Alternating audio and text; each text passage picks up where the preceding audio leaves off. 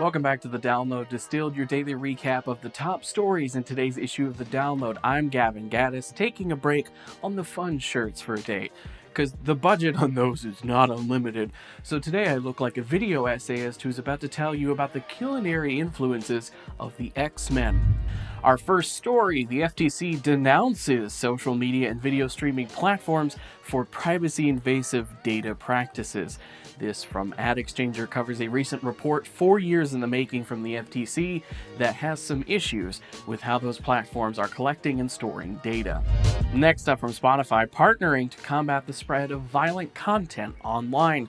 This article reaffirms existing Spotify practices regarding hateful content and content promoting or encouraging terroristic or violent activities, as well as announcing some of the third-party companies that Spotify is partnering with to add context to their decisions on what content should be removed.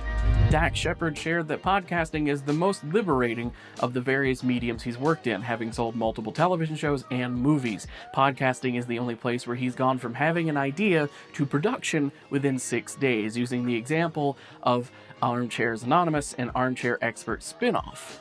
Yes, I said armchair weird that first time. No, I'm not doing another take. Music change. It's time for the Spreaker data tidbit of today. It's Monday. It's our Rising Star Day. I love this graphic.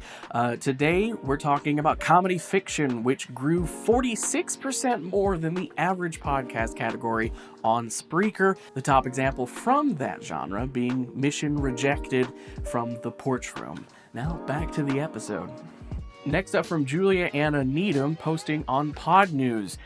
Smarter, more sustainable deals in second wave of podcasting mergers and acquisitions. Needham, host of the Deals Cast for Merger Market, takes a look at recent mergers and acquisitions and interviews several notable figures in the podcasting industry to get an overall bird's eye view of this second wave of acquisitions that have happened over the past year or so. And finally, brands push for apolitical influencers to avoid backlash as the U.S. presidential election looms.